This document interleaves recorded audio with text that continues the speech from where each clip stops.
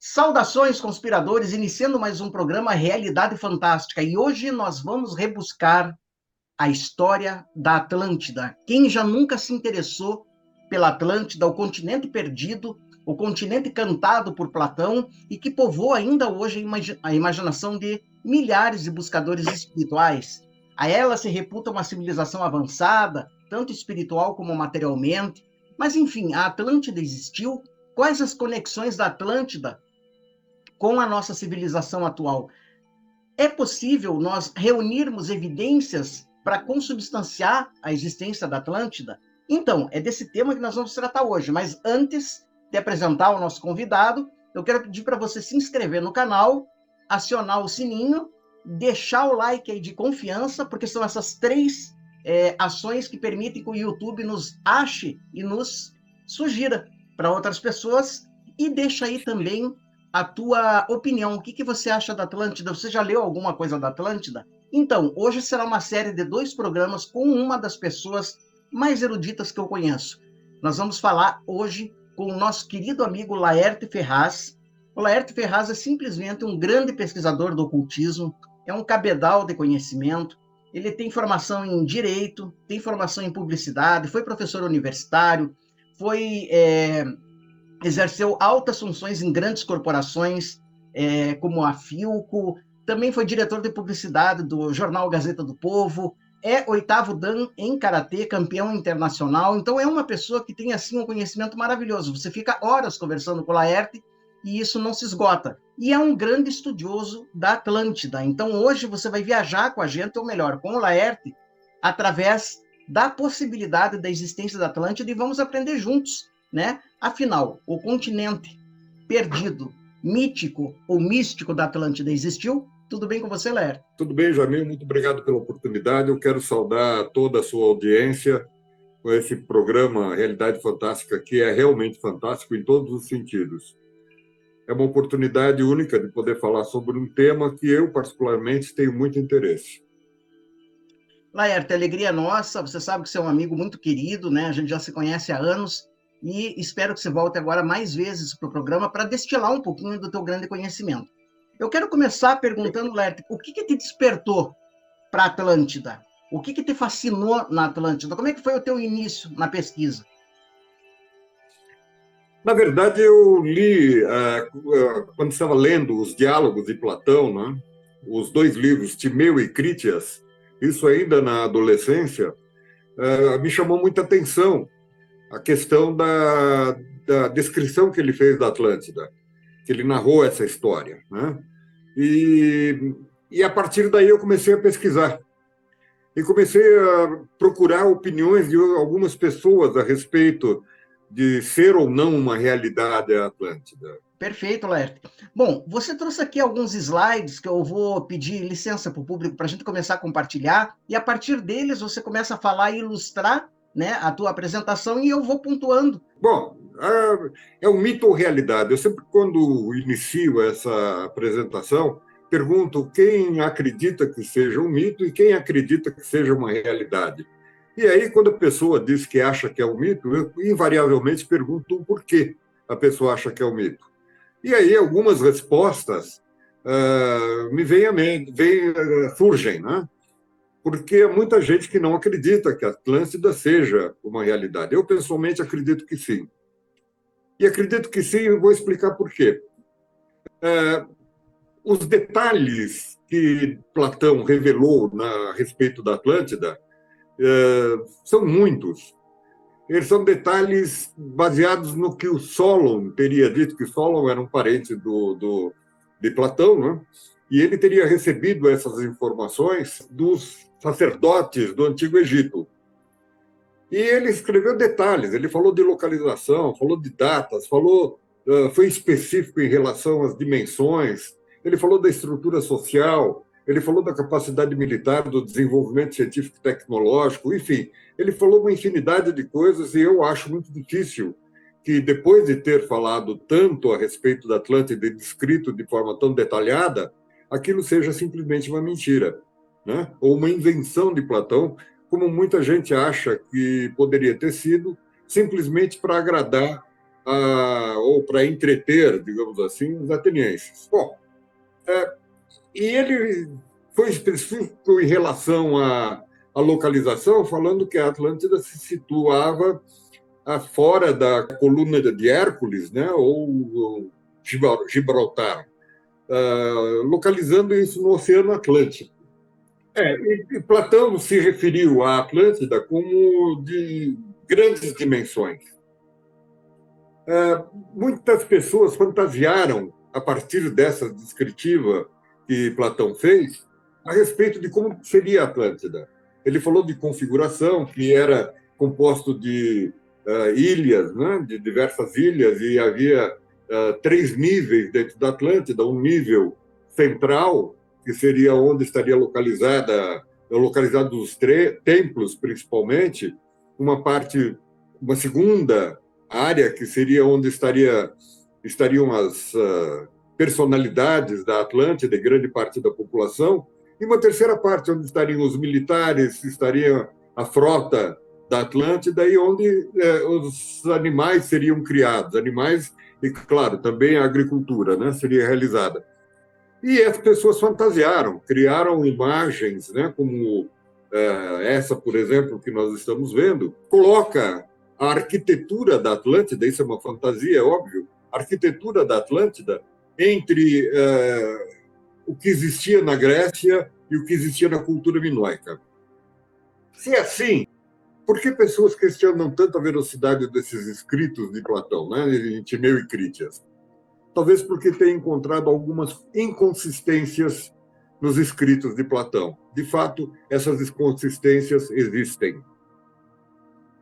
A primeira é que no original Platão menciona que a Atlântida teria desaparecido em apenas um dia e uma noite, tragada por uma catástrofe, né?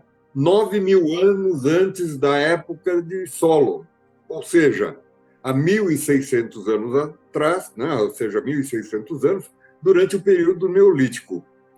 O problema da inconsistência é que ele disse que também que os atlantes lutaram e perderam batalhas contra os atenienses. Mesmo admitindo que existissem habitantes naquela região da Grécia no Neolítico, acredita-se que Atenas apenas surgiu como cidade entre 1.600 e 1.100 a.C. Ora, se a Atlântida já tinha desaparecido, como poderia ter havido essa batalha? Esta inconsistência faz com que as pessoas duvidem daquilo que está escrito. A segunda questão é que muitos pesquisadores acreditam que a catástrofe a qual Platão se referiu diz respeito ao evento vulcânico da ilha de Tera e de Santorini, no Mar Egeu, ocorrida entre 1600 e 1450 a.C., e que decretou o final da civilização minoica em Creta. Vamos falar um pouco sobre isso. De fato, isto aconteceu. Houve uma erupção vulcânica, a ilha de Tera, né, Santorini hoje, literalmente explodiu, causou um enorme tsunami. A população, pressentindo que a catástrofe ia acontecer, fugiram para Creta, principalmente. Outros foram para Sicília, outros se dirigiram mais ao leste. Esta movimentação dos habitantes da região possivelmente tenha dado origem àquilo que se chamou mais tarde de povos do mar, ok? Misturado com outras culturas que haviam ali por perto, talvez micênicos, ou talvez outros gregos, etc., ou habitantes originários da ilha da Sicília, criou os povos do mar. E os povos do mar, como a gente sabe historicamente, eles chegaram a invadir várias regiões ali do Mar Egeu e chegaram até a invadir o Egito e, posteriormente, como eles foram expulsos por Ramsés III, eles acabaram se localizando naquela região que chamou-se Palestina, ou Filistia, né? Se tornaram os filisteus, que foram os principais adversários dos hebreus, ou dos israelenses, que já estavam situados ali. Aliás, a história de Davi e Golias acontece justamente entre Davi né, que era um representante dos hebreus, dos judeus, e os filisteus. Ok? Isto posto, esta é uma fantasia do que aconteceu naquele momento em que os habitantes de Tera estavam fugindo da região.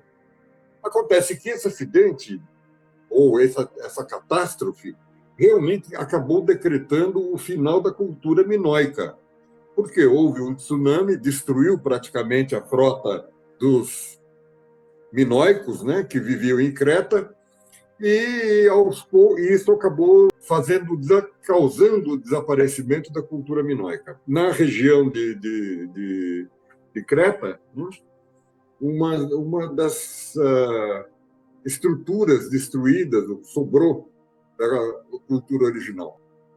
Aqui um exemplo da arte minoica, né, que existia. Muito bem. Por conta disso, acredita-se que Platão tenha se equivocado ou simplesmente inventado a história da Atlântida. Pessoalmente, porém, não acredito que um filósofo da magnitude de Platão iria mentir ou inventar o que escreveu. Então, quais são as partes dessa narrativa que ele apresentou em Timeu e Crítias que dão credibilidade a ela? Esse é o ponto importante que me faz crer que a Atlântida efetivamente tem existido. Platão foi muito específico em situar a Atlântida além das colunas de Hércules, ou seja, hoje, Oceano Atlântico. Naquela época não havia esse nome. Isto é, coluna de Hércules, Gibraltar. Isto coloca a Atlântida em algum lugar no Oceano Atlântico e não no Mediterrâneo. Então, a gente já pode excluir este incidente de Tera como dando origem ao mito, entre aspas, né, da Atlântida. Outro ponto importante é que ele fala em uma ilha de enormes dimensões, bem maior que Creta e incomparavelmente maior que Tera. Ele fala de algo tão grande quanto todo o mundo conhecido, né, naquela época, que era norte da África, Oriente Médio, Grécia, o que hoje seria a Turquia, mais Sicília, Itália, etc. Isto é a dimensão de um continente, não de uma pequena ilha. Apesar de que, na tradução que fizeram do Timeu e Crítias, especifica-se como ilha, como sendo uma ilha no Oceano Atlântico. Mas uma ilha da dimensão de um continente. Muito bem. Agora, a morfologia do solo do Oceano Atlântico não há nenhuma evidência de que tenha existido ali, perto dos Açores, ou entre a África e o continente americano, uma ilha de enormes dimensões. Não existe isso. O que existe, e que se sabe, os oceanógrafos já estudaram isso, né, que isso não pode ter acontecido no final da última glaciação, porque existe uma cadeia de montanhas submarinas nessa região que torna impossível que um continente tivesse existido ali e desaparecido num dia, numa noite. Isso já se sabe. Então, nesse ponto, nós temos que falar de dois pesquisadores cujos trabalhos apontam numa outra direção. Vamos lá. O primeiro desses é o Arthur Poznansky, que pesquisou as estruturas de Tiwanaku e Pumapulco, junto ao Lago Titicaca, na Bolívia. Por que ele é importante? Vamos lá e nós vamos ver algumas imagens do que é Tiwanaku. Bom, é preciso dizer que quando os espanhóis encontraram essas construções na Bolívia, isso no século XVI, no início do século XVI, na conquista espanhola dos Andes, eles perguntaram aos habitantes, os nativos, quem tinha construído aquilo. E os nativos disseram, não sabemos. Nós acreditamos que foram os deuses. Isto já existe há milênios. Então, fica uma dúvida aqui. Quem teria construído isto? Não foram os incas, não foram nenhuma das culturas que existiam naquele local. O próximo slide mostra um portal que existe lá e que ainda está ali, né? e que justamente Poznański dedicou grande parte da vida dele a fazer análise dessas estruturas de Tiwanaku e de Pumapuco. Pumapuco é um enigma também. Quer dizer, como eles poderiam, que cultura tinha a capacidade de trabalhar megalitos, né? Enormes rochas de granito, de basalto e outros materiais, inclusive, enfim, de todos os materiais, cortar com esse nível de perfeição. Já se sabe, por exemplo, em Pumapuco, isso causa uma enorme perplexidade entre os estudiosos, né? Os arqueólogos e outros cientistas, que não conseguem entender a perfeição disto numa cultura que não tinha grande acesso a ferramentas de corte, né? Não conhecia ferramentas que nós temos hoje, até para reproduzir algumas dessas peças com que nós temos disponível hoje, se tornaria uma coisa quase impossível. São peças perfeitamente alinhadas, enquadradas, têm ângulos absolutamente retos, há perfurações incríveis feitas na rocha, e que se acredita que tenham sido feitas com broca ou alguma coisa equivalente ao raio laser. Que cultura! Aqui que eu queria te perguntar, Laerte, porque é interessante, porque muitos arqueólogos, pesquisadores falam, não, mas eles tinham ferramentas que eles utilizaram na época, como qualquer outra civilização, mas o que pega aqui, pelo que você falou, é a magnitude das rochas e a precisão dos cortes. Quer dizer, com ferramentas primitivas não seria possível fazer isso. Jamil, mesmo que eles tivessem algum tipo de ferramenta, mesmo que eles conhecessem algum nível de metalurgia, não se encontrou nenhuma peça nessa região, por todos os anos que se tem pesquisado por ali, e não é só ali, depois eu vou falar também de outros locais. Tá? Isso também se reproduziu no México, isso também se reproduziu na Guatemala, isso se reproduziu em Belize, em vários outros sítios arqueológicos da América e do Egito, por exemplo. Né? No Egito, na atual Turquia, a gente vai encontrar certas similaridades de construção. Depois eu vou falar também da alvenaria poligonal, né? que se nós tivéssemos que reproduzir hoje, existiria uma enorme dificuldade com toda a tecnologia que nós dispomos. Então, isso causa não apenas estranheza, como as pessoas se perguntam, bom, o que eles tinham lá? Quem é que fez isso? Qual cultura tinha tal nível de conhecimento tecnológico e capacitação para realizar essas construções, edificar o que eles fizeram? Né? Alguém fez, isso é certo. Quem? Muito bem. Com base no posicionamento astronômico, Poznański determinou que a idade daquelas estruturas era em cerca de 17 mil anos. Tais dados foram revistos recentemente pelo arqueologista Dr. Neil Stead, para uma data de cerca de 12.500 anos.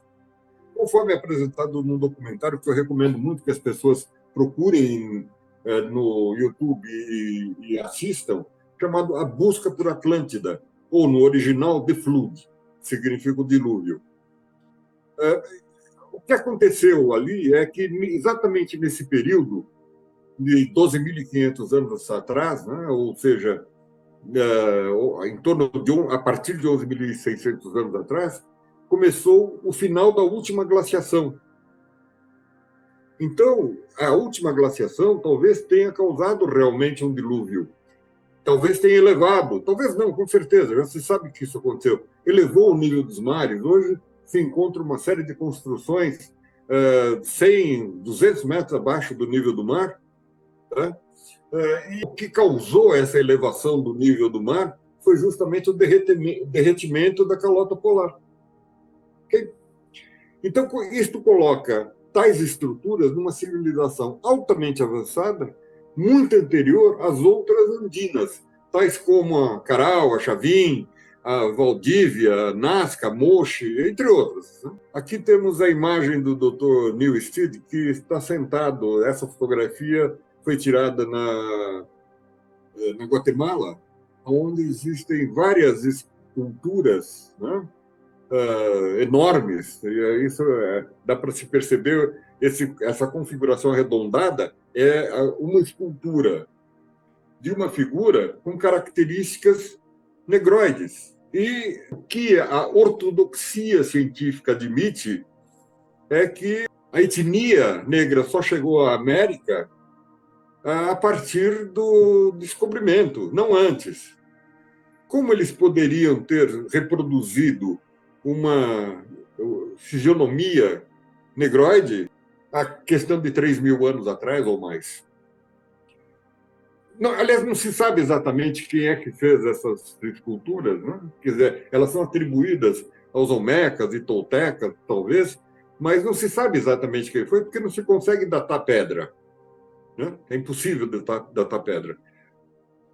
Então, e mais, há outras esculturas que são realizadas nessa região, onde há representação de pessoas da etnia caucasiana, com barba, com nariz afinalado e comprido, diferente dos indígenas, dos maias, dos astecas, etc., e dos aborígenes que existiam na América.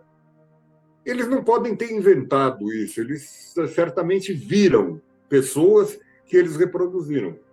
Muito bem. Isso significa que houve na região de uma civilização capaz de deixar estruturas de alvenaria poligonal, eu vou falar agora delas, com pedras perfeitamente encaixadas como um quebra-cabeça, de até 200 toneladas. Bom, aqui acontece um problema.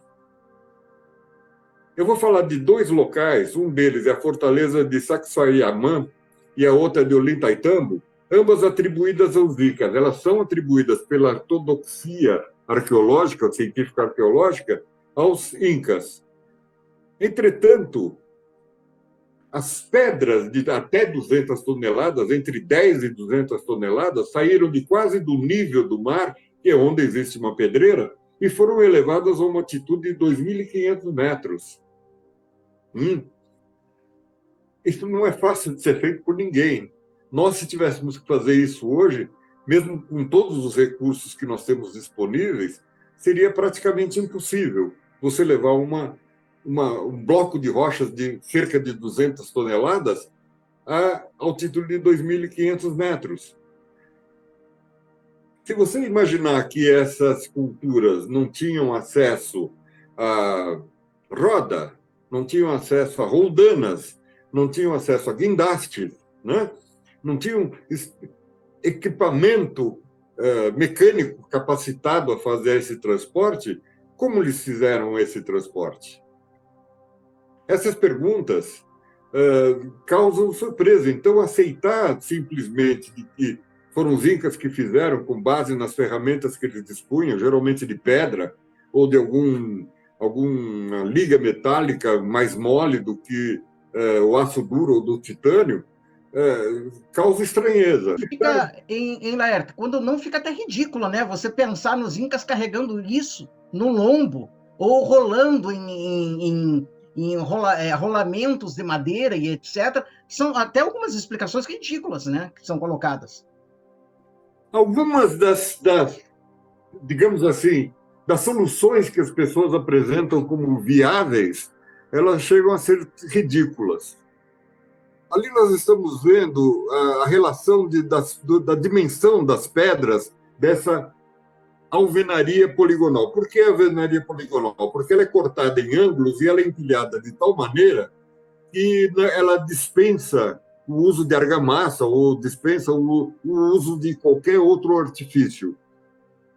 E ela resiste, já resistiu, sabe-se lá por quantos séculos, talvez até milênios, né? Há muitos terremotos que existem naquela região sem que elas fossem destruídas, sem que elas caíssem. Essas estruturas elas funcionam como uma espécie de quebra-cabeças, as peças se encaixam. Como isso foi cortado? De que maneira isso foi cortado? São perguntas que é só observar. como essas pedras que não estavam aí, que não são dessa região, mas, como eu disse, elas vêm de lá, da base da montanha, foram elevadas até uma altitude de acima de 2.000 metros. Certamente não foi puxando com corda, nem passando por cima de rolo de madeira, entendeu? Não faz sentido. Então, a gente olha para isso, vê a proporção, ali tem a imagem de uma pessoa, só para dar ideia de proporção, o tamanho que isto tem.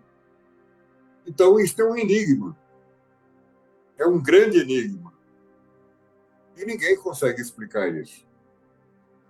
É o caso principalmente das pedras encontradas em Pumapuco, cuja imagem a gente já viu, aparentemente feitas em série e que foram cortadas sem qualquer vestígio de ferramenta. Não tem vestígio de ferramenta.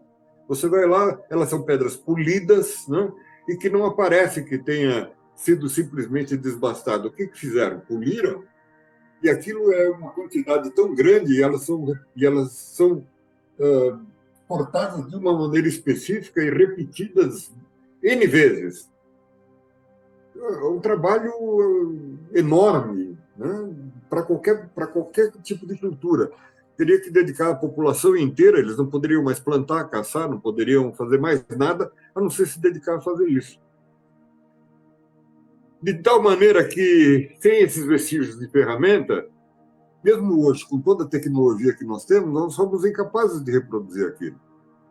Os arqueólogos mais conservadores atribuem a Pumapuco uma idade de mais de 5.000 anos, mas pode ser muito mais, porque, como eu já disse, não se pode datar pedra.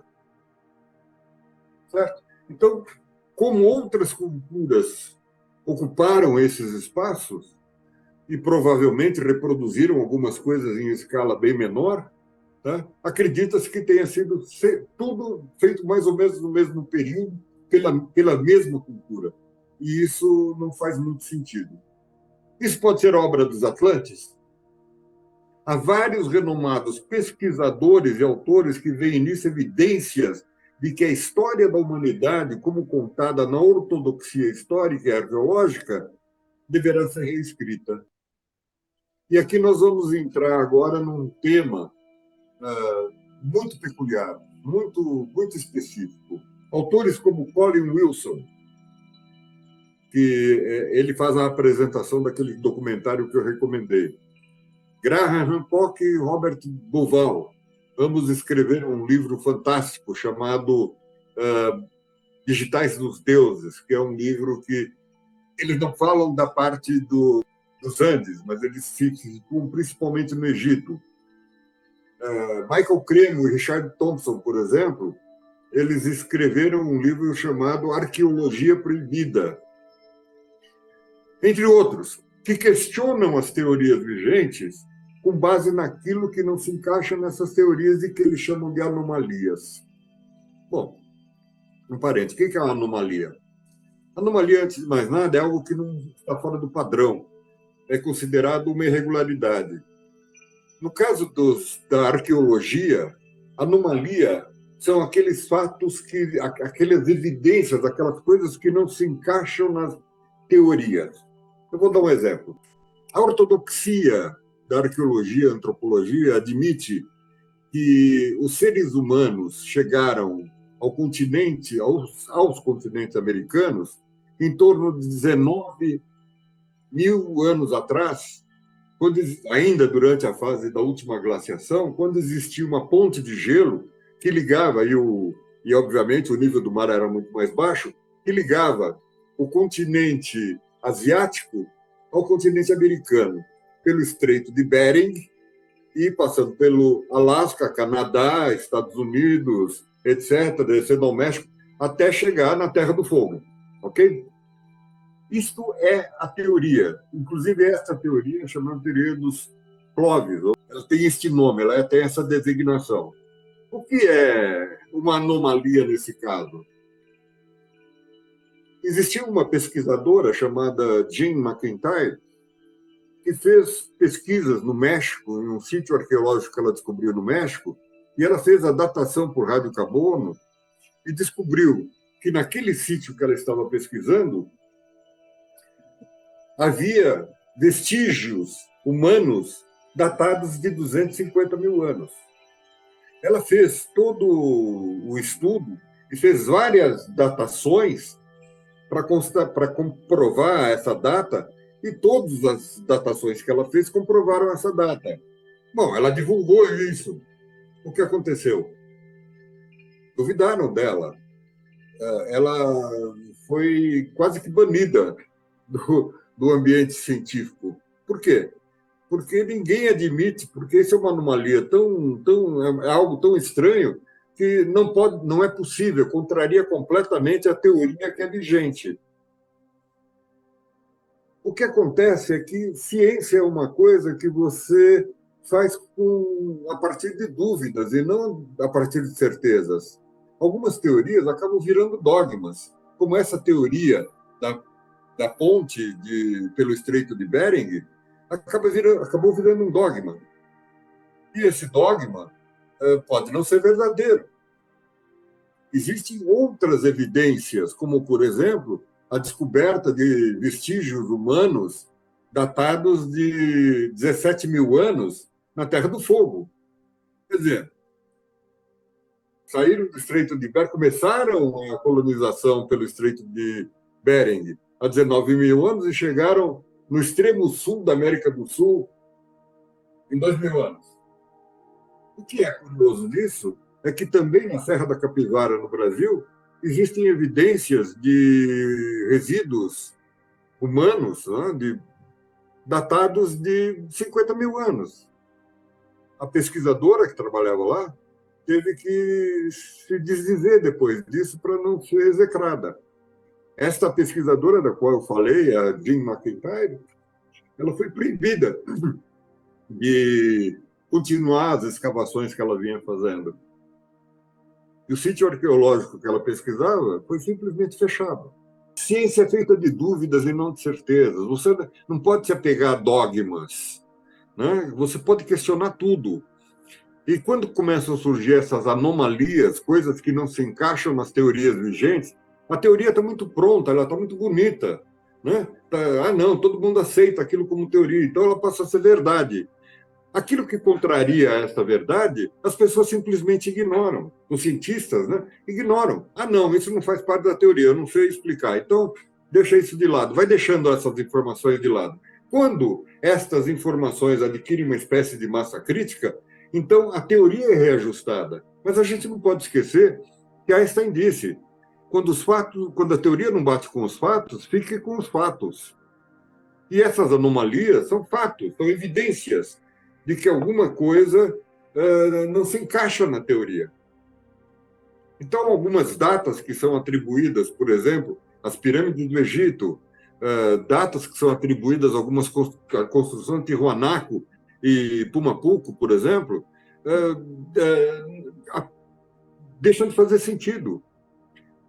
Aqui a gente começa a perceber é que existem várias construções ao longo do mundo que datam mais ou menos do mesmo período, ou seja, de 12.500 anos atrás. O que aconteceu? Quem é que estava presente que disseminou pelo mundo várias construções com apurado grau de tecnologia, inclusive algumas delas com verdadeiros registros astronômicos e matemáticos, como se quisessem deixar um recado para o futuro, gravado em pedra, tá?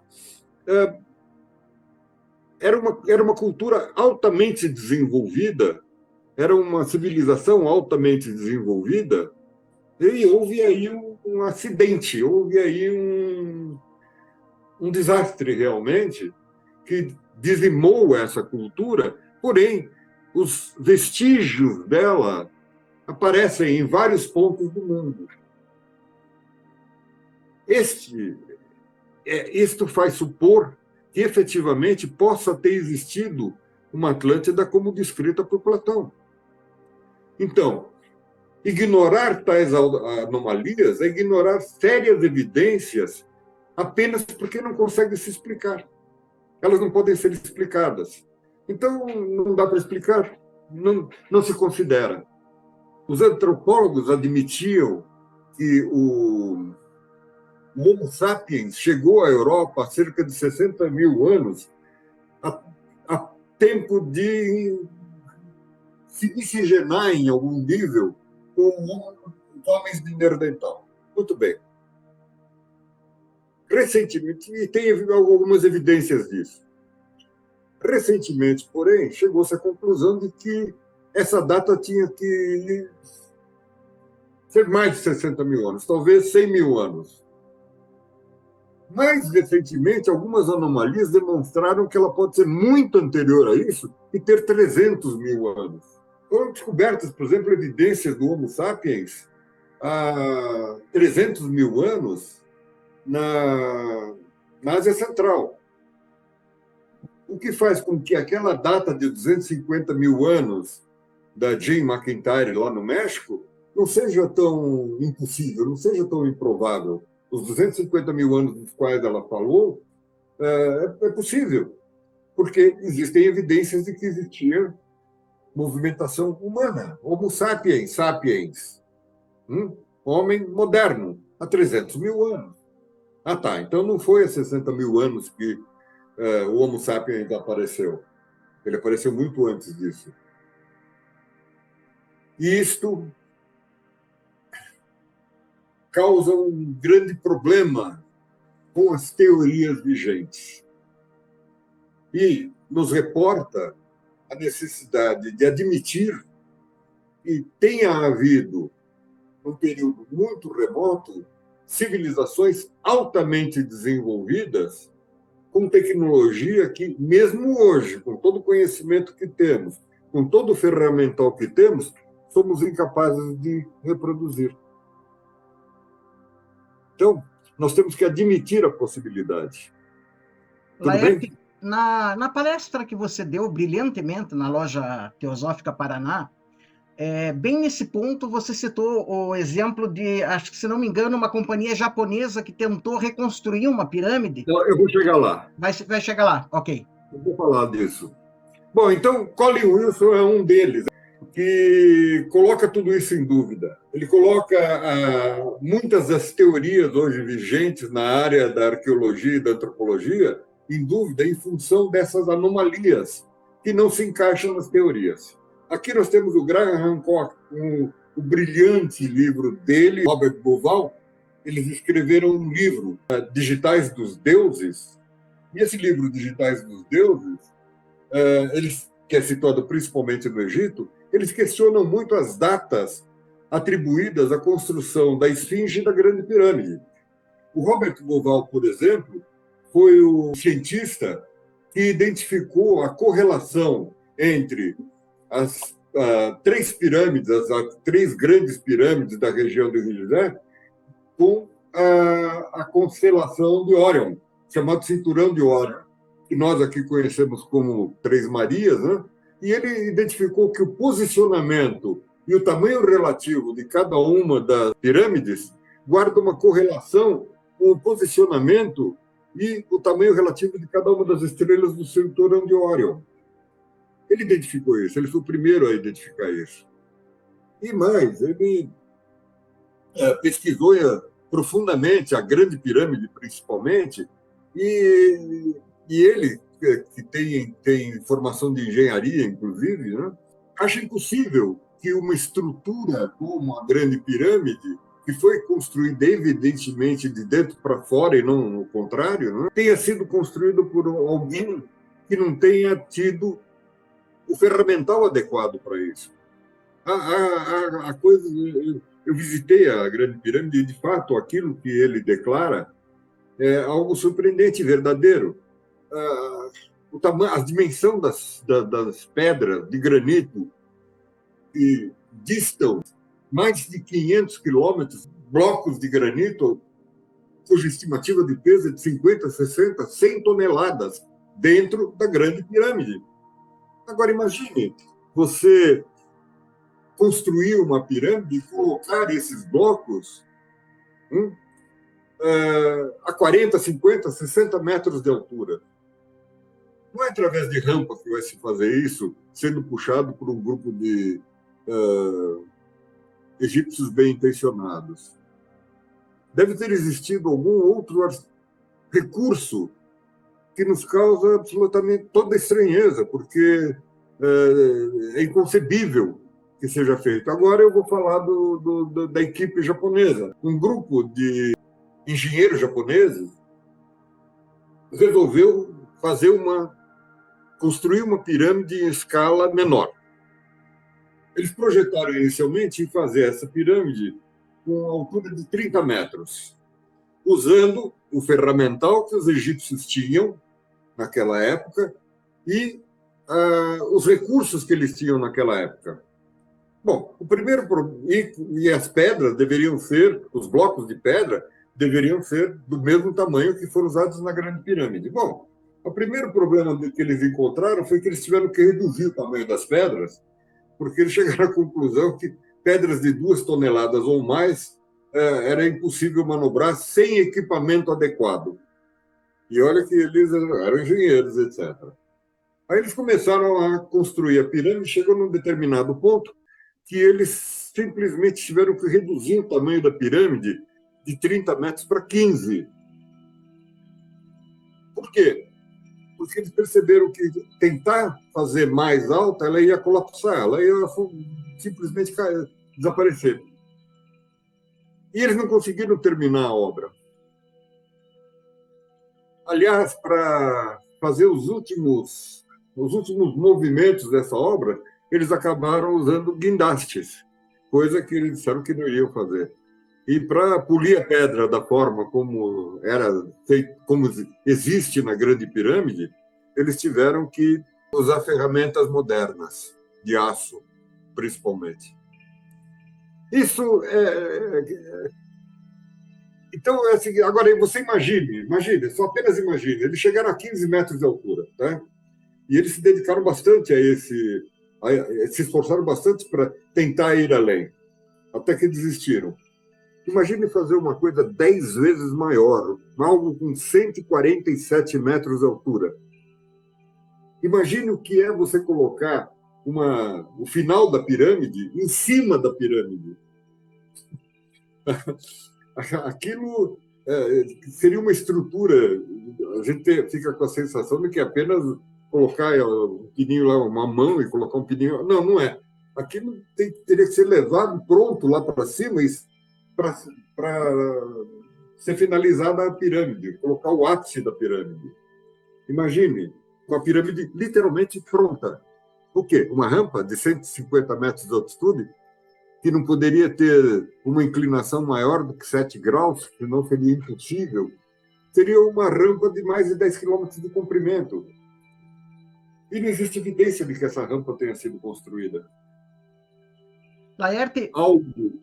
como é que você responde a essa objeção, que é ridícula, né? Com certeza, mas um professor meu, da época do cursinho, quando eu fiz o cursinho em Ponta Grossa, quando ele falou das pirâmides, ele falou: essas teorias estrambólicas que se usaram tecnologias avançadas na época, por quê? Isso aí é racismo, o preto não pode construir pirâmide, então, como é que você responde a isso? Isso é bobagem. Isso é bobagem. Racista é ele de fazer esse comentário, desculpe. Mas isso é bobagem. É uma tremenda de uma bobagem que ele falou. Não é essa a questão. A questão é de outra natureza. É apenas de que não é por ser... E mais, os egípcios necessariamente... Existiu, claro, uma influência núbia muito forte. Os núbios dominaram o Egito por 300 anos, mas foi em outra época, foi em época mais recente, foi posterior a Ramsés, por exemplo, tá? Foi posterior a Akhenaton, quando os núbios invadiram o Egito e dominaram o Egito por um período de 300 anos. Não é isto, não se trata desta questão, se trata da impossibilidade de, com os recursos que eles tinham, fazer tais obras. Simplesmente isso. É impossível. Então, por quê? Porque se tentou com recursos mais atuais, inclusive fazer alguma coisa semelhante, não se conseguiu. E não foi por falta de competência ou de capacitação dos engenheiros japoneses. E olha que os japoneses não são maus nesse sentido, né? Eles conseguiram desenvolver edifícios no Japão que resistem lá. O Japão sofre constantemente, quase que diuturnamente, abalo sísmico, né? E eles conseguiram construir edifícios que não são abalados pela, por terremotos. Então, conhecimento tecnológico eles têm. O que a obra é impossível de ser realizada. Além disso, a gente tem que levar em consideração que a Grande Pirâmide, particularmente, é um monumento matemático em pedra. Quando se observa a Grande Pirâmide, que ela não tem apenas 4 faces, né? Ela, na verdade, ela tem 8 faces, ela tem um nível de inclinação em cada uma das laterais dela. Agora, por que ela tem esse nível de inclinação, não se sabe. Mas, em termos de orientação para o norte verdadeiro do planeta, essa correlação com as estrelas do cinturão de Órion, os vínculos que existem lá dentro, né? Tem canais que apontam na direção de determinadas constelações. Uma delas seria a constelação de Órion, justamente, né? E mais, aquela estrutura interna, quando você olha aquilo por dentro, você fica absolutamente surpreso, porque você fala, isso aqui tinha alguma função. Qual é essa função? A gente não sabe. Mas que aquilo tinha alguma função? Tinha. E não era apenas uma função de ser esteticamente agradável, até porque a pirâmide era completamente fechada.